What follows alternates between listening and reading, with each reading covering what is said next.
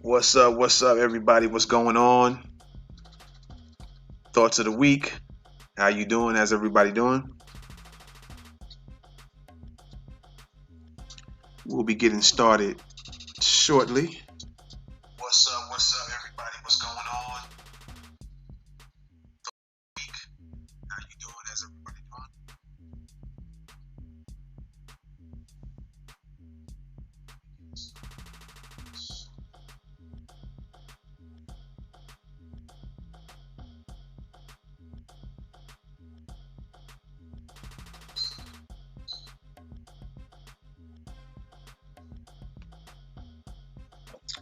All right, ladies and gentlemen, let's get started. Had to check some things out. I hope you guys can hear me. I think you can hear me pretty good, as a matter of fact. And I think you'll be able to. Let me just check some things out real quick here. Ladies and gentlemen, let's get started. All right. I know for sure that Facebook and YouTube are coming in clearly as far as my voice is concerned. There might be some janky lag with the what's the topics of today coming up on the screen here. And I'm just gonna have to test those things out from time to time in the near future to get them corrected. But for nonetheless, since we're doing a live show, things happen, and I try to work on them as I'm doing it live. But if they can't be fixed, I'll just look at these things later on. All right. So, with that being said, let's get started with the show. All right. Let's get started. So today we're going to talk about the Morehouse College situation. We're going to talk about the different types of stand your ground laws, like the castle doctrine, the stand your ground, the duty to retreat. We're going to also talk about Kai Waters and Albert Wilson. All right. Um,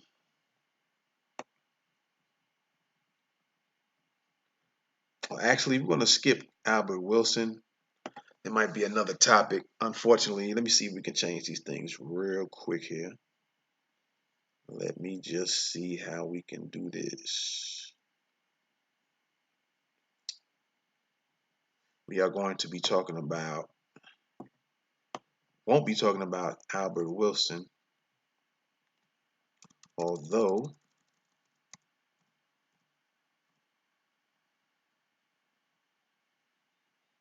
I probably would be prepared today to talk about him. All right. But nonetheless, again, it's a live show that things happen, man. Things do happen. So we're going to get things started. All right. You hear my monster in the background.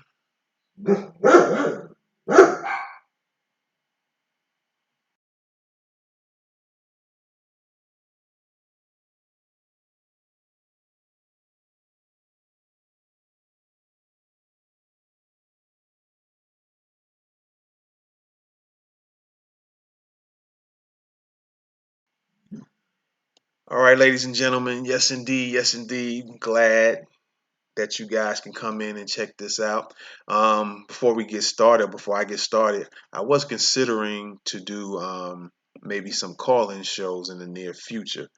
So I'm gonna, if you guys are checking me out on live YouTube or Facebook, you might want to get involved in that. I might do some lives with some call-ins, and got the number prepared already. So just whenever you know I might do it the very next show and see what happens. So that's one of the things I'm considering doing is doing a call-in show, one of these episodes, see how it goes, and I might keep it going. um yeah, there's been a lot going on in the news. I want to definitely say, most definitely, rest in power, Nipsey Hussle. Um,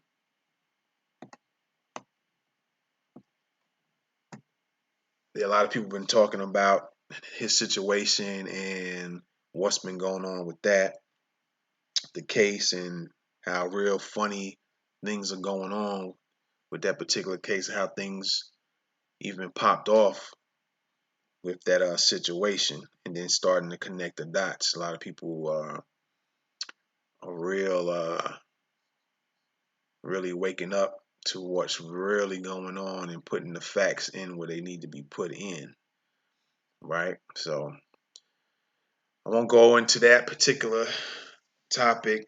I'm gonna keep my eyes on that and continue watching how this case unfolds. Like I said, there's a lot of things to be real analytical or to examine and to look at every step of the way, from how it went down to video. And there's some situations about video that's people been bringing up that is something to keep an eye on too, as well. And the Chris Darden thing, a lot of things seem real funny and out of place and out of pocket. But like I said, I'm going to keep an eye on that and maybe talk about that in the near future. All right. But for now, we're going to talk about Morehouse College. What's going on with Morehouse College, man? What's really going on with Morehouse College? Um, it was funny because when I heard about the situation, I was thinking to myself, I remembered, I said, wasn't there a thing where there was some, I guess, students that was on the campus with wearing women's clothes, and they was trying to get that um, stopped and situated where they wasn't allowing that for all men school, right? And so when I was thinking, and when I heard about this new situation, how they're gonna let I think it's transgender people in, and then I think the way they was wording, the wording of the whole situation now, they was talking about, the way it was worded, it was, a lot of people say they was confused, and that might have been the plan to begin with, to start confusing people. And it always seems like, there's some, it seems like it's always some issue with black men. They always want to fool with black men. I don't, for years, off and on throughout the years, I always kept thinking, what's going on with black males? Why is there an issue? Everybody has an issue with black males. All types of races, they have an issue with black males and black people. I always was wondering that. I said, first it was with me. I was thinking some years back, like, what's the issue with black people? Why everybody have an issue with us? What's going on that you know they want to be so involved in our lifestyle? They want to do certain things to black people. Certain things been happening to black people, and a lot of times it's been males, but it has been happening to some females as well. Some people found hung and stuff like that. So I was like, man, what's going on with this? What's really going on? And every time I turn around, it's something new. It's something new. Now it's this Morehouse College thing. And like I said, I was thinking a while back when I heard about this story, I was like, wasn't they trying to fight from that stuff happening to begin with? So I was like, what's up with all that? So I started researching because I knew that, I knew it was. And then when I started researching, I found out that that was the case.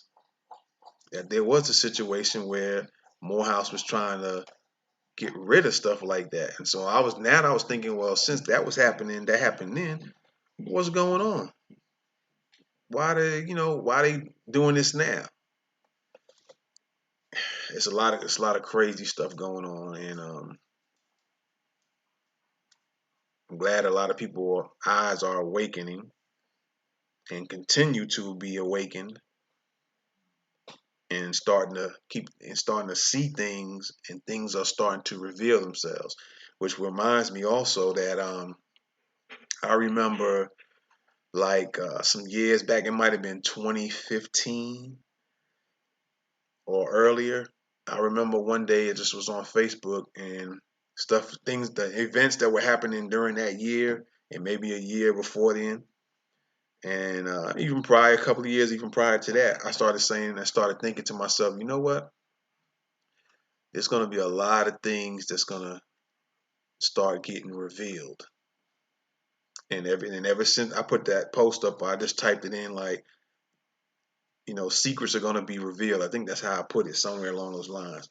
And it's going to continue to keep being revealed. And ever since then, things like that, things were starting to reveal itself. Certain situations went down, and maybe later on, little pieces would start coming in. People started finding out different things about different events that took place, and information started coming out, and what the real situation was behind those events started revealing themselves after a while.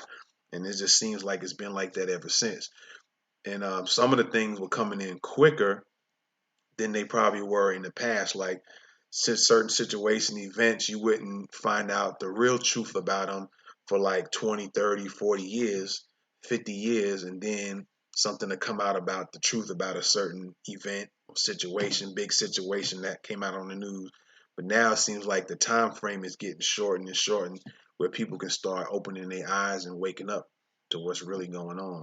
So you guys continue to keep your eyes open, man, and things will start being revealed, and sometimes you'll start seeing things yourself, and you start being able to connect the dots.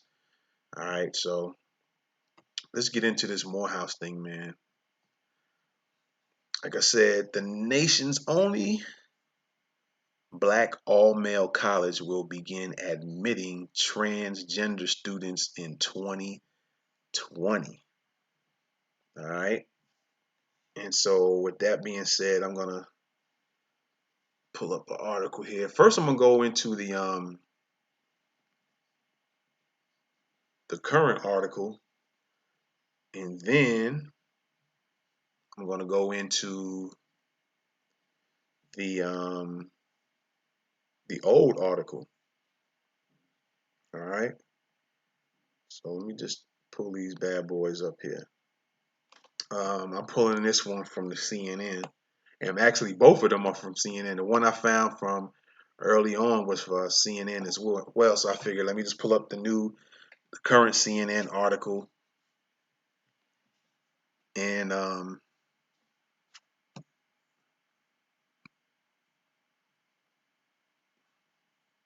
we're gonna get. I kind of lost track of what I was thinking about. Kind of doing two or three things at once. But like I said, I pulled up the old CNN article, so I figured why not pull up the new one as well. All right, and just make the comparisons. So it says Morehouse College, a historically black all men's school in Atlanta, will begin admitting transgender students who identify as men in 2020. All right, so here's the thing. Another thing that was being spoken on was that you can have women who they didn't do anything, they didn't have anything physically done to change their body makeup, but they consider themselves as men, and they might dress like it. They might, cut their hair short or make themselves or wear certain clothes and make themselves look more manly, but they all physically women. So just looking at this first sentence of Morehouse College, um, will begin admitting transgender students, even though they use the word transgender, that might also mean women who consider themselves men, right?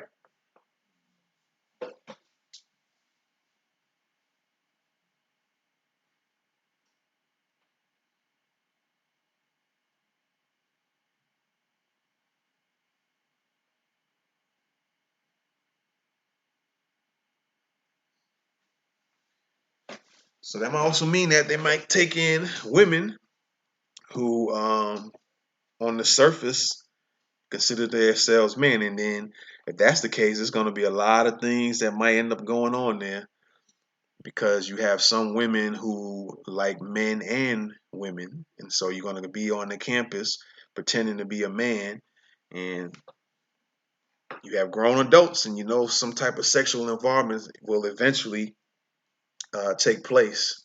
And so then you're going to have women in there pregnant who are pretending to be men.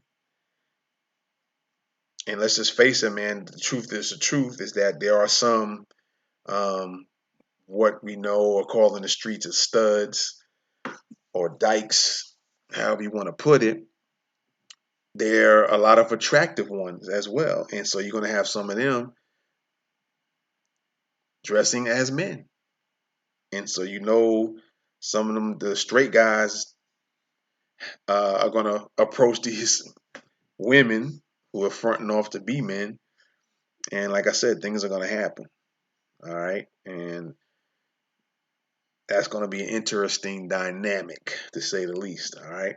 So, to read further on, the new policy known as the Gender Identity Admissions and Matriculation Policy, wow, that's something to look up, applies to all students who enroll in the private college by the fall 2020 semester. The announcement comes after Spelman College, a private historically black all women school in Atlanta, adopted a similar policy in 2017. I didn't even know that. I have to look that up.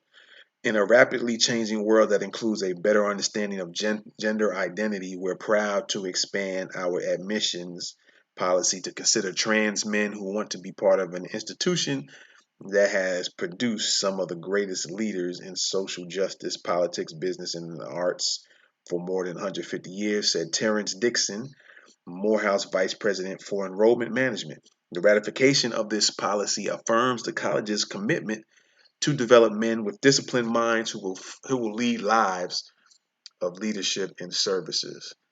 Like I said, there's a lot to be said about this, man, and I'll be here probably for 3 or 4 hours speaking on different things in regard to this. But one of the things, like I said, it always seems like when it comes to black men, it's cool for black men to be um, not masculine. Everybody is cool with that.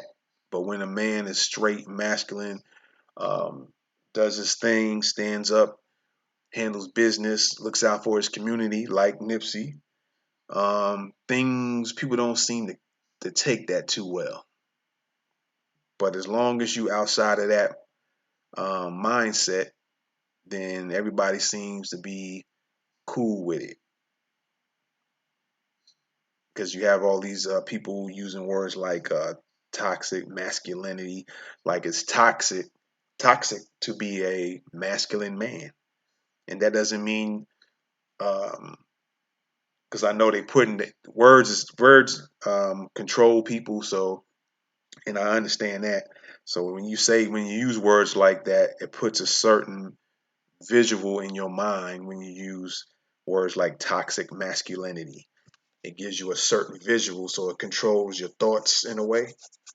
It controls it in the sense that it puts a visual in your head when that word is used.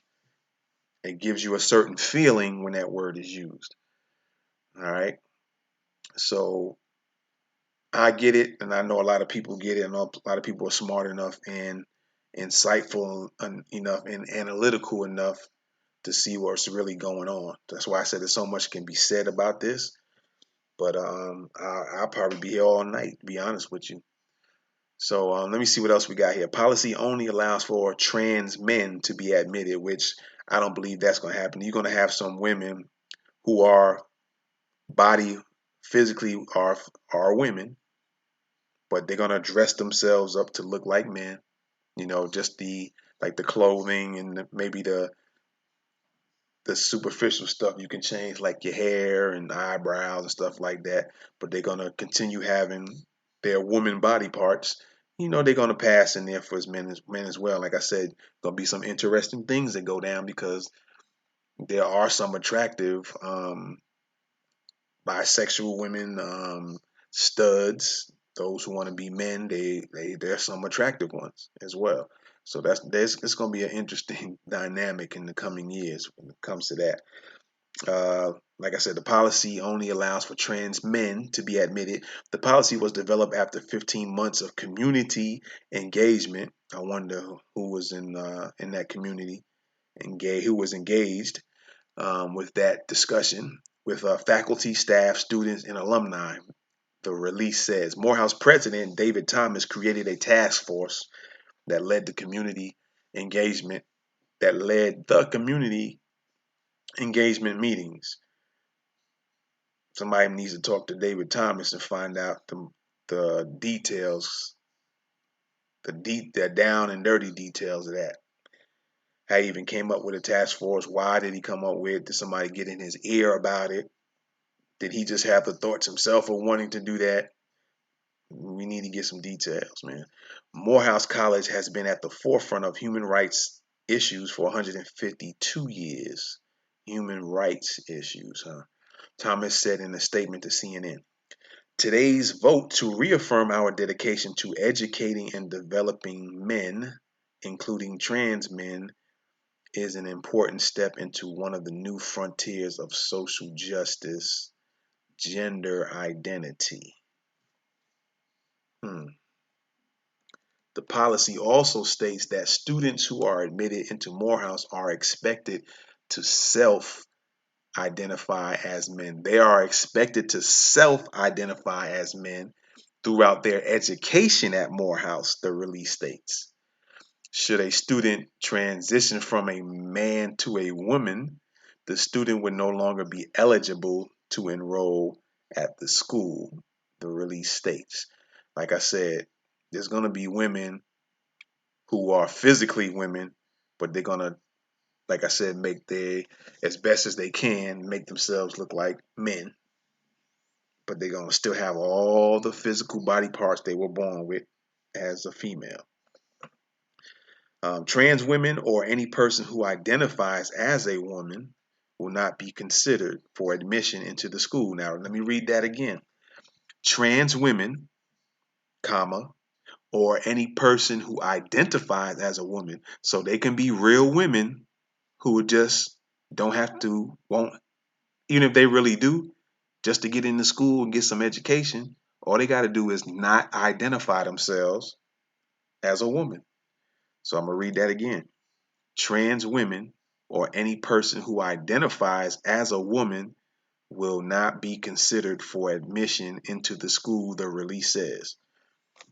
Morehouse spokeswoman Eileen Dodd said students who identified as trans women before 2020 are eligible to graduate from Morehouse but are not permitted to graduate from the school after 2020. Interesting. A trans woman is a person who was born a man but transitioned to become a woman. So let me read that one again. Morehouse spokeswoman Eileen Dodd said students who identified as trans women before 2020 are eligible to graduate.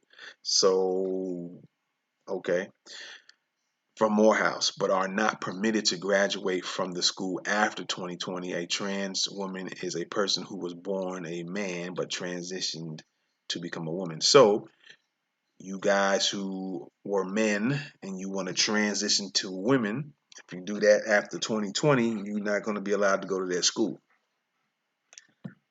So they say.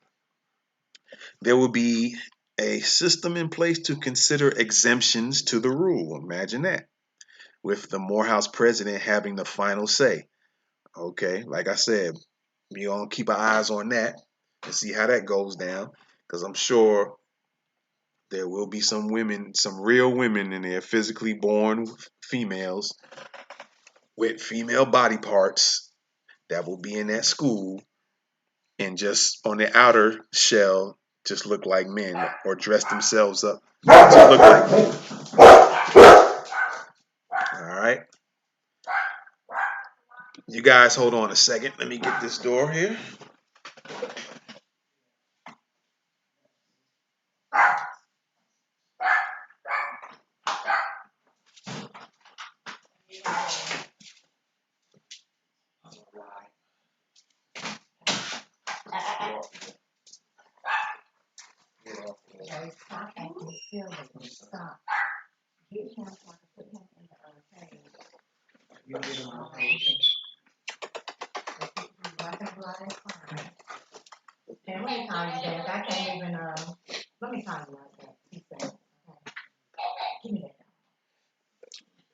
All right, ladies and gentlemen, like I said, it's going to be real interesting with this Morehouse situation.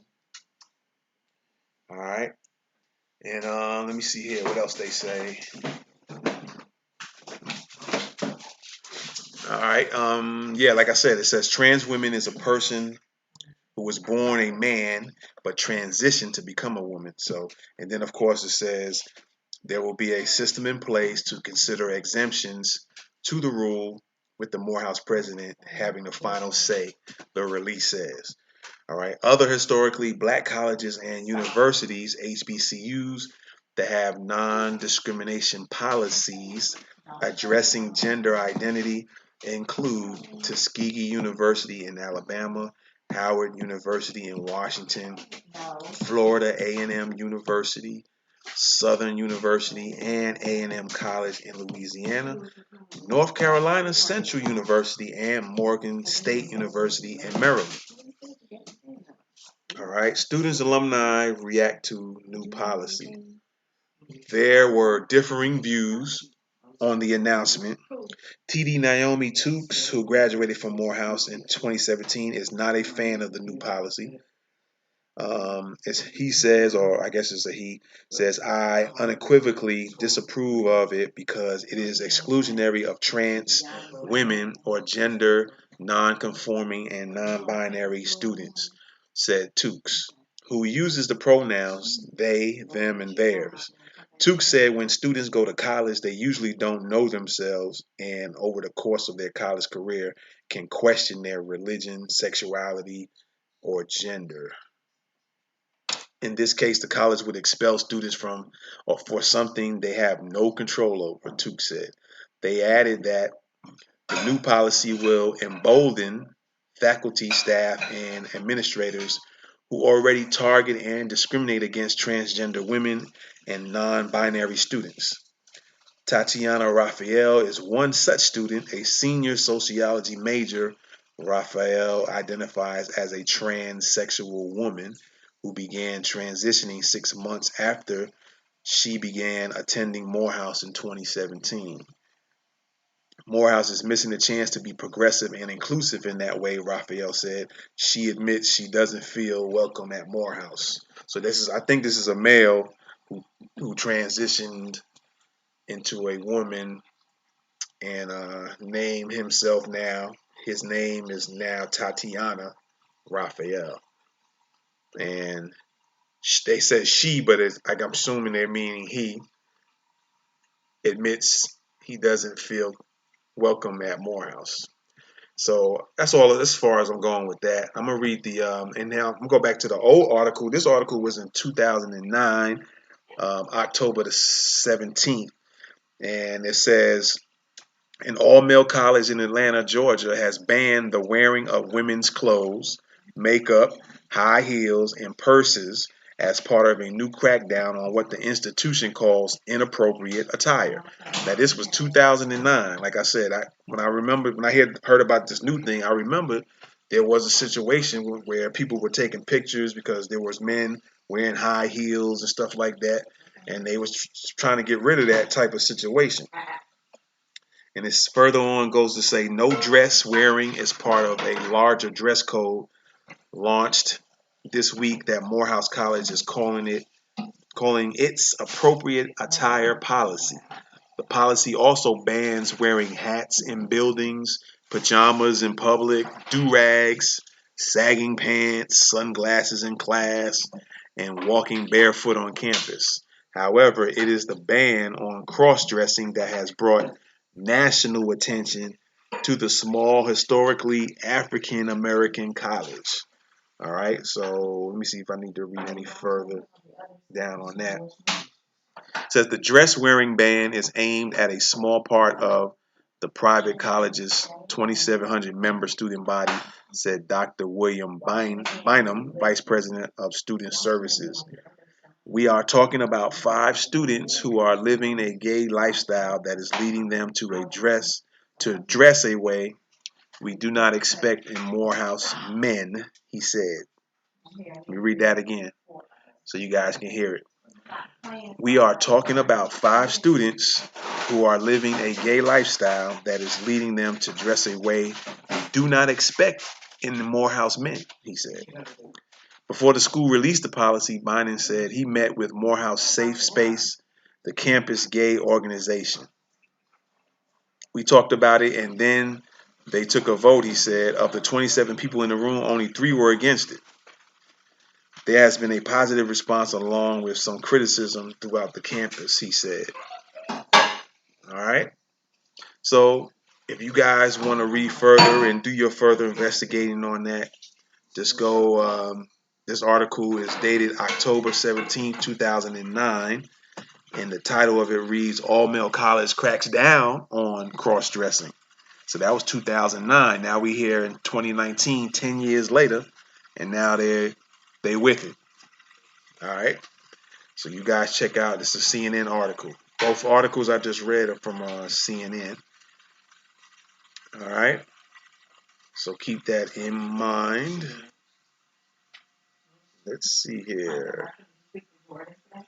Keep that in mind here. Matter of fact, I'm gonna pull this. Here's the article up from the 2009 article. All right. There's the 2009 article. Should be showing up on your screen if it hasn't showed up already. All right. All right. All right.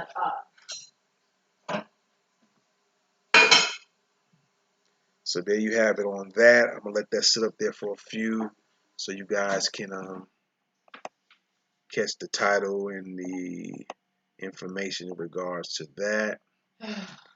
All right.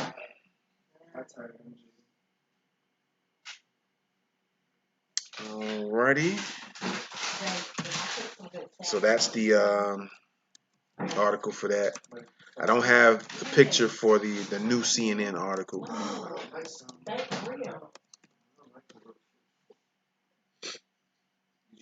All right.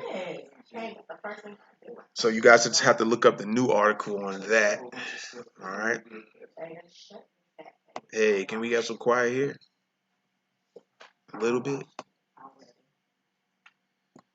All right. So now we're gonna talk about the stand your ground laws, man. The stand your ground laws, and the reason why I even decided to talk about this today is because I was actually researching something, and I was actually researching the gun laws for Georgia.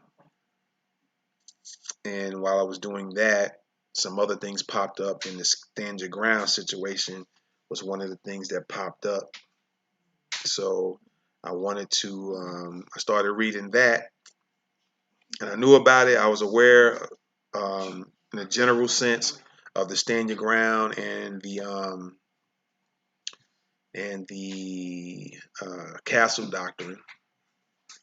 All right, I was aware of those, the castle doctrine and the stand your ground laws, and also was aware of duty to retreat, but I didn't know too much of the details of it at the time. I just kind of generally remembered a few things, and so what I'm going to do now is go ahead and read you some stuff in regards to that I feel might be very, very, very interesting, that you guys might want to know about. All right. And let me pull up this article real quick here. Let me see where I can find it. Okay, this is criminal.finelaw.com, and criminal law basics states. I'm gonna read a few things from here. All right, so you can go to criminal.finelaw.com, and you might be able to look this up or research the. This says states that have stand your ground laws. All right.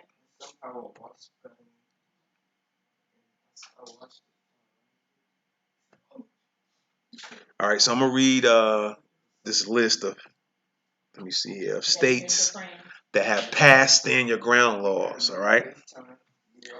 States that have passed stand your ground laws include Alabama, Alaska, Arizona, Florida, Georgia, Idaho, Indiana, Kansas, Kentucky, Louisiana, Michigan, Mississippi, Missouri, Montana, Nevada, New Hampshire, North Carolina, Oklahoma, Pennsylvania, South Carolina, South Dakota, Tennessee, Texas, Utah, and West Virginia. It says, note, some states have adopted stand your ground like doctrines through judicial interpretation of their self-defense laws, but they're not included in this list. All right.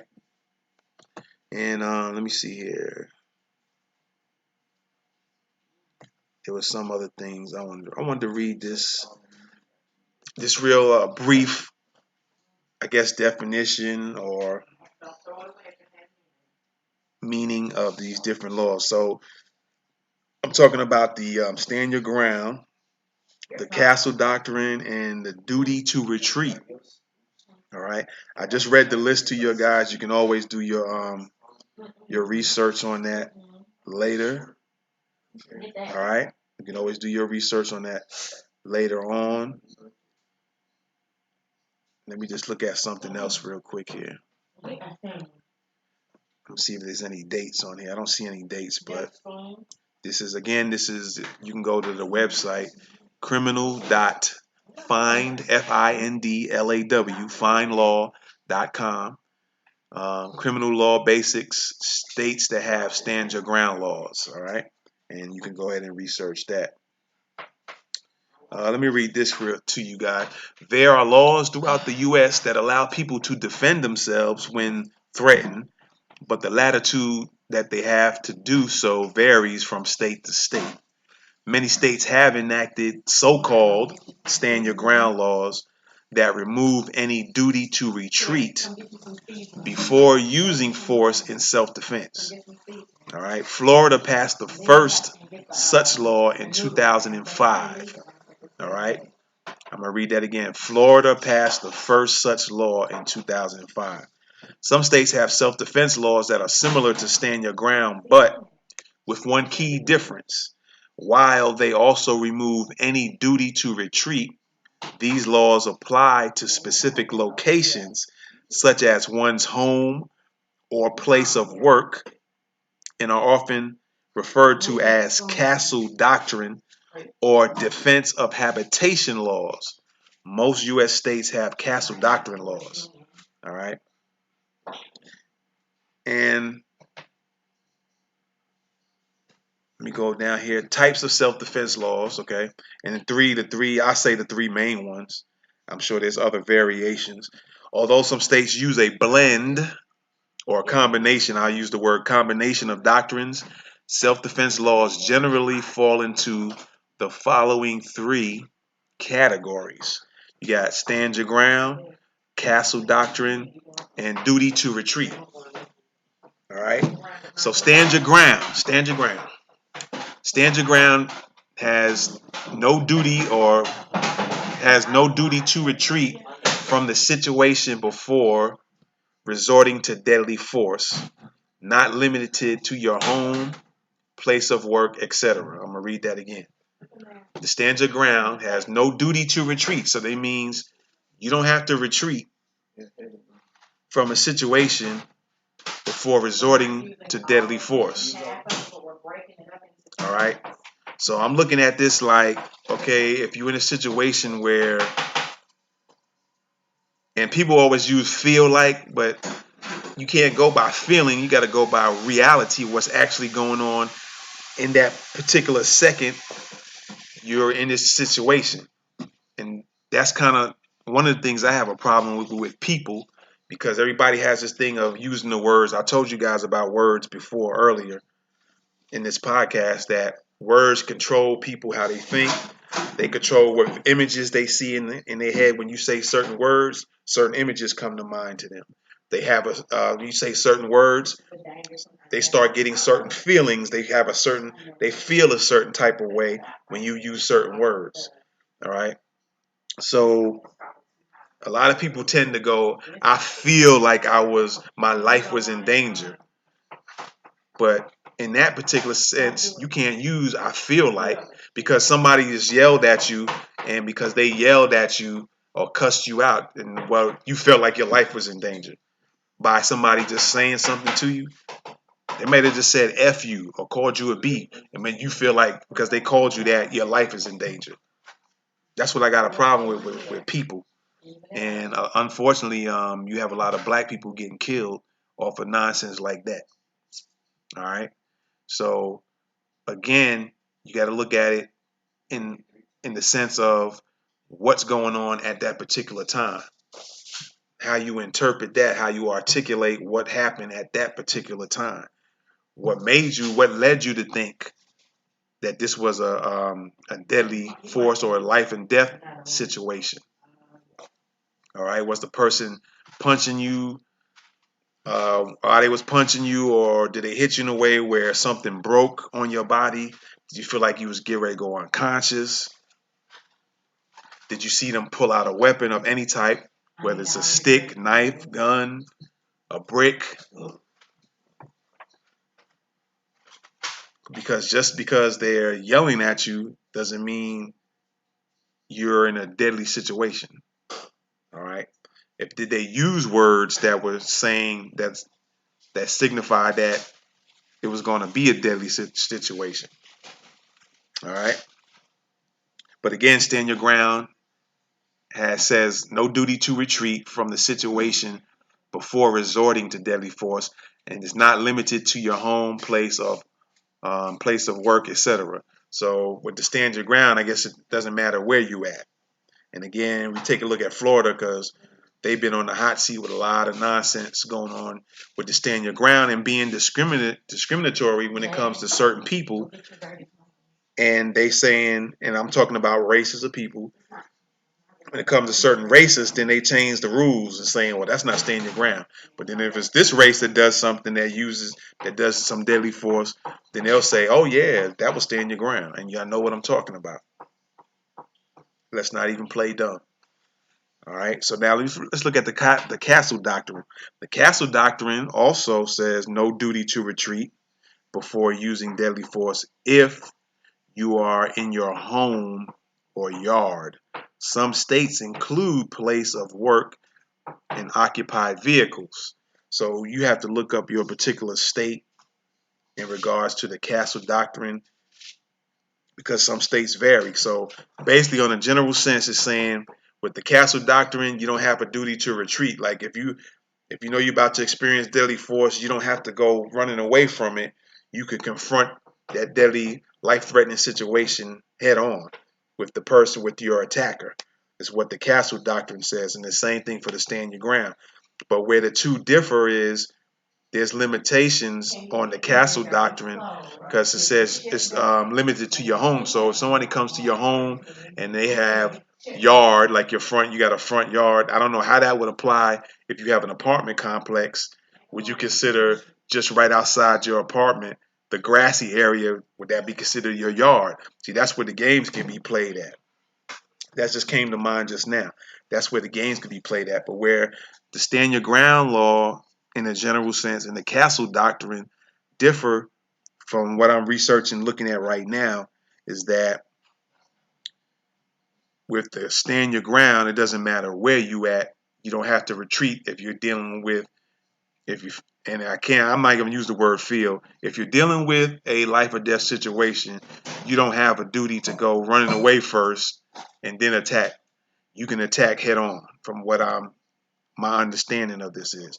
The castle doctrine, they're saying the same thing. You don't have to retreat, but where it differs is it doesn't apply to anywhere you're at. So you can't be walking in the park and you're dealing with a life and death situation because it does you have to retreat in that particular sense from what I'm reading here.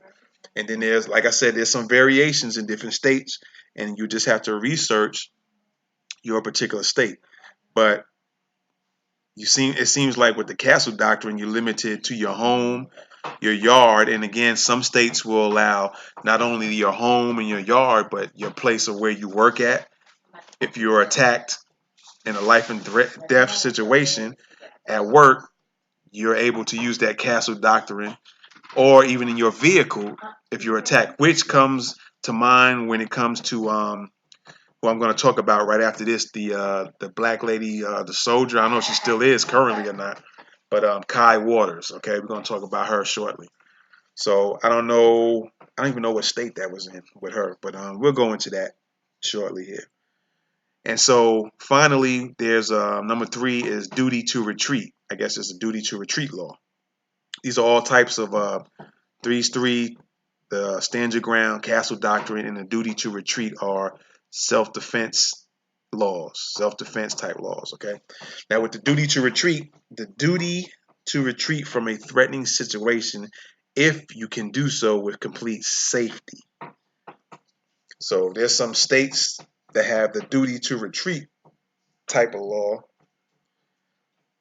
Your first response is to you have a duty to retreat from a threatening situation first. So if you see that a threatening situation is going to go down, or maybe even at the very, very beginning of it, you have a duty to retreat first before you can deal with that threat. But it also asks if you can do so with complete safety. So that's another key. And it doesn't, but with the duty to retreat, it doesn't specify like the stand your ground in the castle doctrine, whether you're limited to just your home or there's no limits or what. With the duty to retreat, it just says duty to retreat from a threatening situation if you can do so with complete safety. All right. So those are your 3, I would say, I would call the 3 main ones. And like I said, there's probably 50 more variations of these type of things anyway. All right. So let me see here. Stand your ground states. It's important to understand that even states that have stand your ground laws still have certain restrictions when it comes to using force in self-defense. For example, they may require that the threat of perceived harm be objectively reasonable and that the force used be proportional to the threat. Stand your ground laws may also require that the person using self-defense be at the location lawfully, not trespassing, for example, and not be the initial aggressor in the altercation. See, so there's always some little throw-in factors on all of this. And so a lot of times when I see these things in the news with some of these states, the details like what I just read and what I was reading with the 3 types of self-defense laws, they never seem to get discussed, or I never hear about them. They just say this person did this person shot him, and they never break down the details of the situation. They always just kind of talk in general terms, and that's sometimes where you can benefit with the knowledge because you can use that to your advantage. At the same time, when you start getting the details, you can use that to your advantage. Um, the only problem with that is, again, when we're talking about race, you might be able to use those small details to your advantage, but depending on your race, some people might say, so what? And they're going to go with whatever because they say so. That's the ruling. So you also got to be aware of that too. Let me see what else this says here. States that impose a duty to retreat. On the other end of the legal spectrum, some states impose a duty to retreat. A duty to retreat generally means that you can't resort to deadly force in self-defense if you can safely avoid the risk of harm or death by walking away, for example. If that's not an option, say if you were cornered or pinned down and facing serious harm or death, then you would be authorized to use deadly force in self-defense. It's important to note that even in duty to retreat states, there's no duty to retreat from an intruder in your home. these states all adhere to some version of the castle doctrine as well. So most of the time, you got states that have a duty to retreat, that are duty to retreat states, but they also have the castle doctrine embedded with it as well. So again, that could be to your advantage as well. You can kind of flip it if you're in a state where it has a castle doctrine and a duty to retreat, and depending on your situation, if you could possibly end up facing, going to jail or something like that, you can use those details to your advantage. All right. So I highly suggest you guys, especially black folks, you need to educate yourselves about situations, about these types of laws, and learn the intricate details of them, and start using this stuff to your advantage. All right. Because there's a lot of nonsense and people are being real general. And then there's people that probably don't even know. The ones who is going to be causing you to face certain situations, they don't even know about it. They don't even know about the situation, the rulings of the particular laws. All right. So take what I said and do some more research on it, do some more detailed research on it, and make that work for you. All right. Make it work for you to your advantage. All right. So with that being said, let's talk about Kai Waters. All right, I heard about her maybe a day or two ago. And this is the lady, I guess she was confronted by a white woman. I forgot what the circumstances were. I'm going to try to read some articles here. I think it has something to do with a driving situation. And supposedly the white woman confronted her and approached her in a car and started supposedly hitting on her. And there's video showing that the lady went to a car. So then Kai Waters, who is who's in the military, I don't know if she still currently is. The way it looks like she is, she pulled out a knife and started stabbing the woman to defend herself. And I think she was in one of the stand your ground states, or the state that has one of those type of laws, or a combination of those. And even though video showed that she wasn't the aggressor, the judge still, or they still said she was guilty, something along those lines. All right. So here is a picture of Kai Waters. I don't know what branch of military she's in. All right. But I'm gonna read this article here. But after that, we gotta go a little. We're gonna dig a little bit deeper into Kai Waters, because I understand she has a GoFundMe page now, and she's asking people to support her. But we got to look into something about her, some other details that I found out. All right, and let's see here. Let's see. All right. This article says a Fort Knox non-commissioned officer claims she was acting in self-defense. Listen to the wording. A Fort Knox non-commissioned officer claims she was acting in self-defense. They said she claims, right? Let me see. Sergeant First Class Kai Waters, based at Fort Knox. Okay, Kentucky. Let me go back here real quick. It says Kentucky. Let me see if Kentucky is one of those in that list that I was reading earlier. Yes, it is. According to the research I'm doing right now on criminal.findlaw.com, Kentucky is one of those stand your ground states. All right.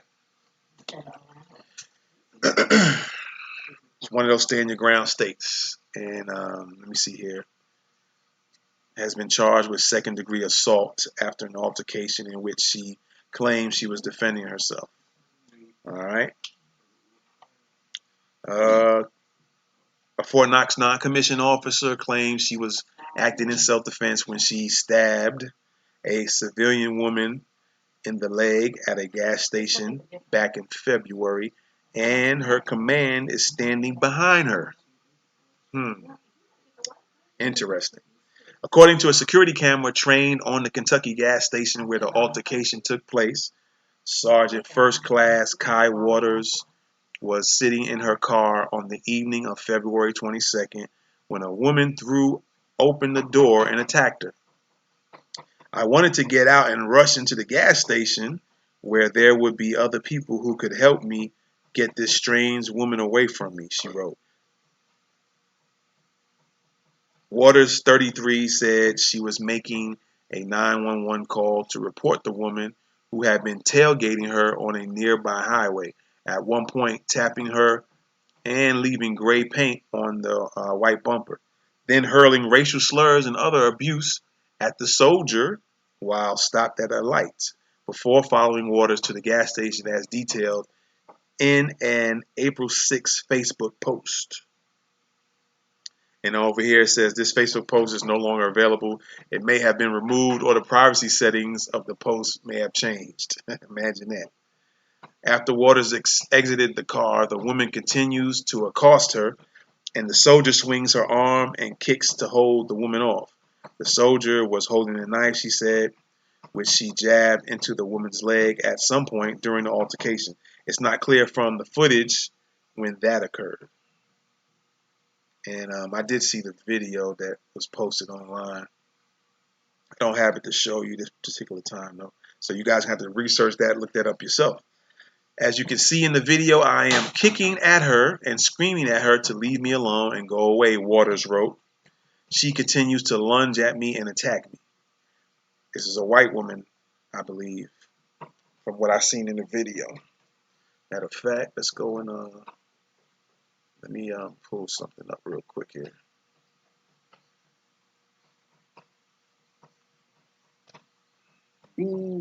Yep. All right, you guys give me a sec.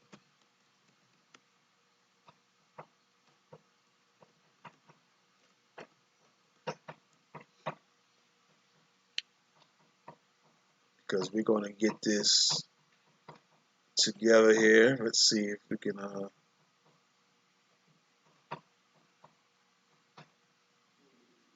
okay.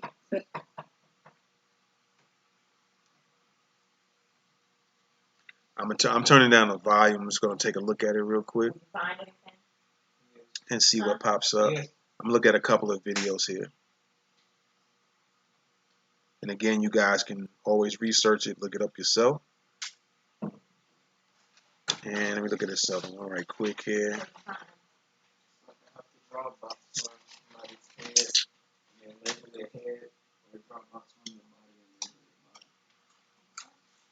All right, let's see what we got here.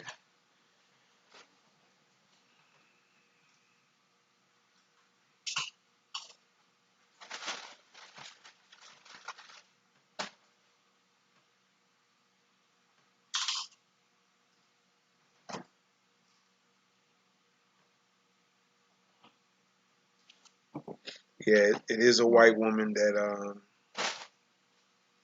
went to attack. I don't know what the situation was with them driving. I don't know, maybe she felt Kai Waters cut her off or something. I don't know.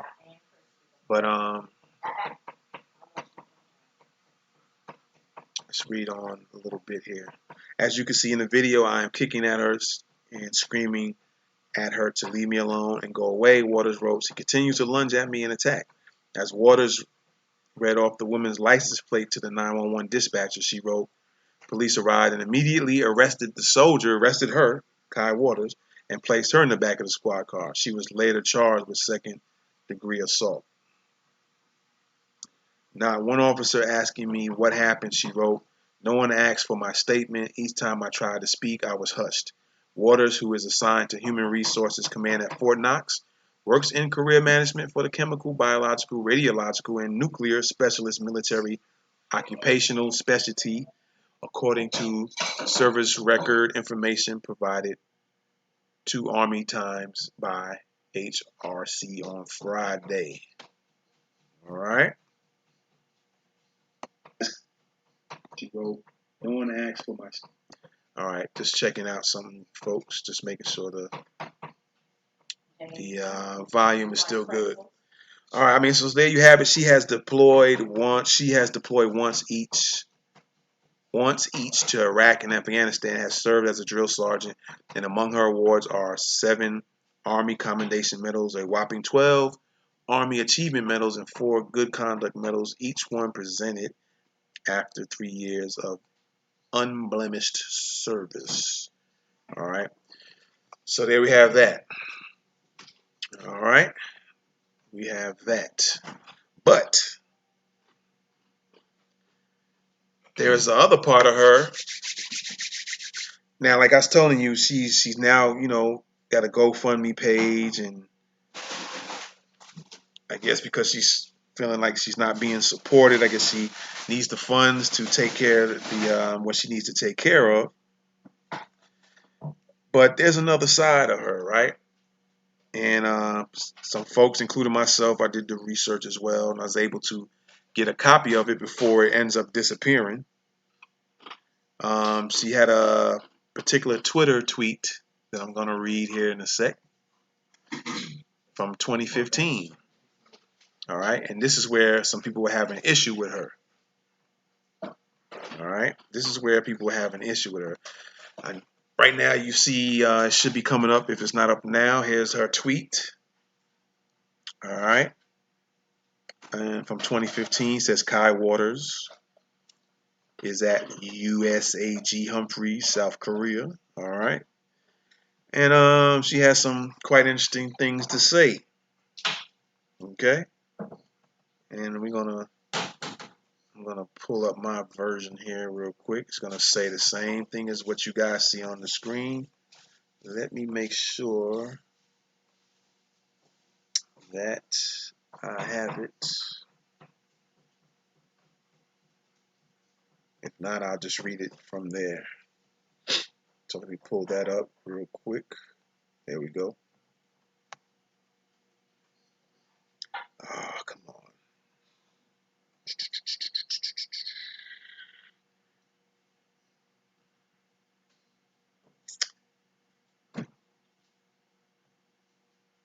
Let me see if it pulls up. All right, there we go. All right, so you guys see it, or should see it on the screen. Let me just make sure. Okay, we have that there. Making sure everything is good. All right, all right. And so check this out. She puts hashtag Black Lives Matter is a hate group just like just like the KKK. This so-called movement need to be eradicated, and those committing hate crimes need to be imprisoned. I am so tired of ignorant people. Now, she said Black Lives Matter is a hate group. So when she says I'm so tired of ignorant people, you know, the little code word, you know who she's talking about. I am so tired of ignorant people always turning a situation into one of color. So she's apparently talking about black people. You see that as right there. The reason why we can't move forward as a nation and persons of color is due to the inability of a few to move forward from the past. I am tired of seeing my brothers and sisters in uniform, black and blue.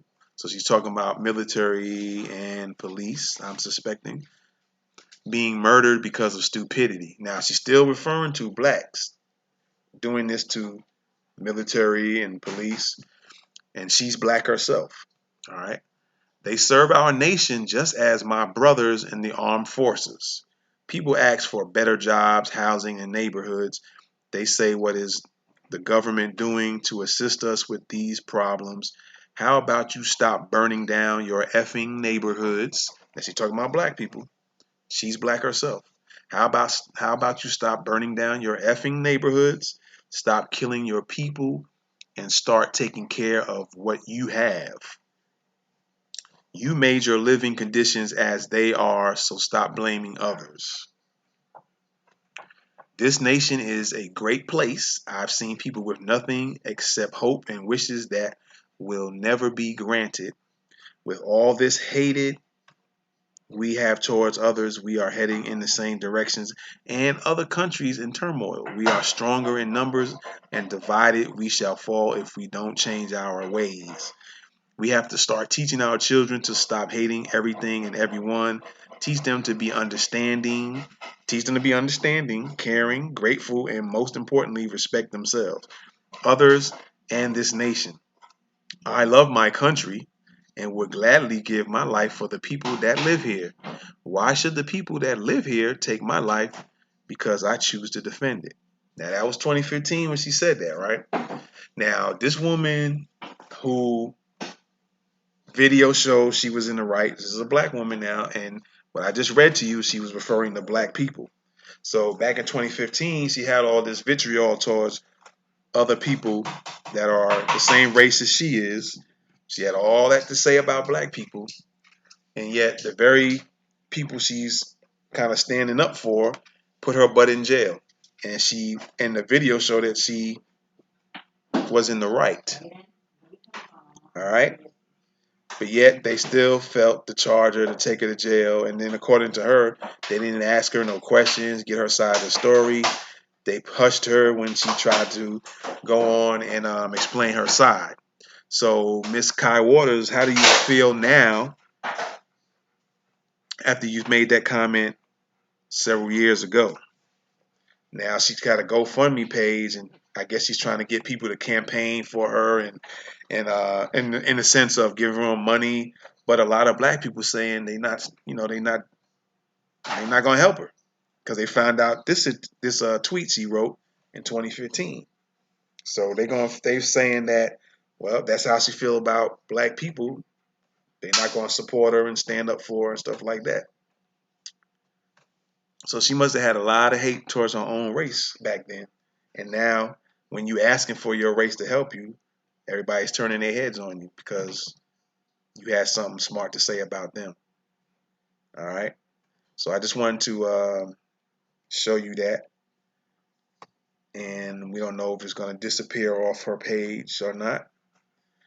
But if it does, you guys got the proof right there. Okay? You have the proof. And so, with that being said, ladies and gentlemen, I appreciate you guys coming in. I guess I'm at my time like I normally are. Sometimes I don't have a specific time when I'm on and off or when I'm going to stay on. It just seems like it's been quick this time around, this particular episode. But there you have it, guys. There's the proof in the pudding. There's Kai Waters. All right, there's the tweet from 2015. Just in case it disappears, you guys might want to catch that, save it, or go on there and try to find it yourselves. All right, before it goes, because I'm sure somebody's going to let her know about it soon so she can remove it. But it's too late, Kai. We know how you feel about your own people, your own race of people. And now you want them to come after you feel like you've been wronged. And this is the country you said you would fight for and do this and do that. And this is how they treat you, right? So there you have it. Anyway, ladies and gentlemen, I thank you guys for checking out the show, Thoughts of the Week. All right. The music, by the way, that you've been listening to off and on throughout the show, you can get that at Damani Beats. So you can go to www.bit.ly/DAMANYIBEAT. That's Damani Beats. All right. You can check out the site. There is there's a 30 second instrumentals pack. All right, it's 10 instrumentals that are for 30 seconds. You guys have a podcast show, or you got YouTube, you're doing YouTube posts and stuff like that, Facebook, and you need some background music, check out the site and purchase something you might like. All right. Once again, this is Thoughts of the Week. I thank you guys for checking out the show. Keep on staying tuned. We come on Mondays. I try to stay on a certain schedule, but it doesn't always go that way. So I'm not gonna kind of box myself in on that, but I'll try to definitely do it on Mondays. All right, you just gotta check in. If I specifically say I'm coming on a certain time, then I'm definitely gonna try to make that happen. All right. So with that being said, Thoughts of the Week. On behalf of Thoughts of the Week, I'm out. Norwood Media Vision. Let's get it. All right. Peace.